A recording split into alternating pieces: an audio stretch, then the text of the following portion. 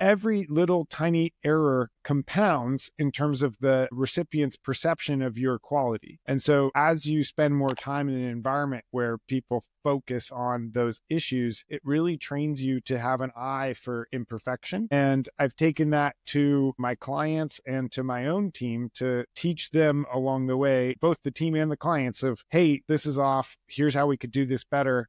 And I've seen that as well with my peers who were at Bain Company with me and went on to start other organizations and companies.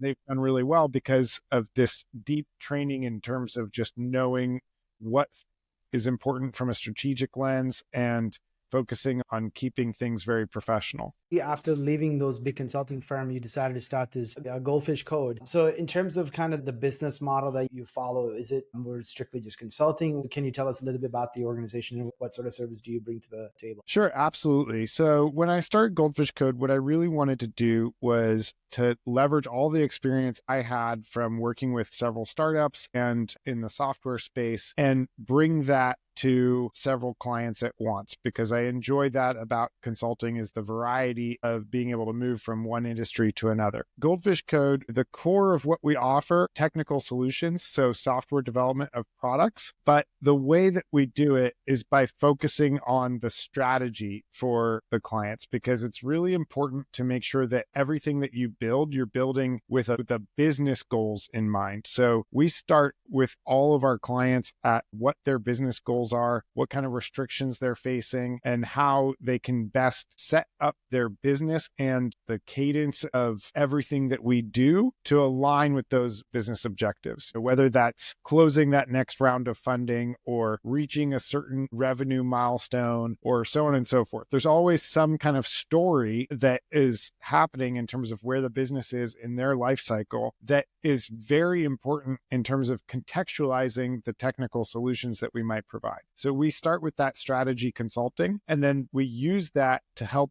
guide the client in terms of what we believe should be built for them. And obviously we're taking their input, but so often, especially with our clients who are startup entrepreneurs, they have a dream vision of their product that doesn't quite align with their business realities at the time, in terms of we can't just build it all at once. And so a big part of what we'll do is help them navigate what should be built in what order to ensure that the business succeeds, not just the product itself. And then another big aspect that we recognized after being in business for a few years is that so many products that you put out there have a beautiful design and they're easy to use, but users are not necessarily motivated to use them. And we started looking at products from this lens of behavioral psychology and motivation and understanding, okay, what actually motivates users to first download the product in the first place or click on the link in the ad or whatever it is,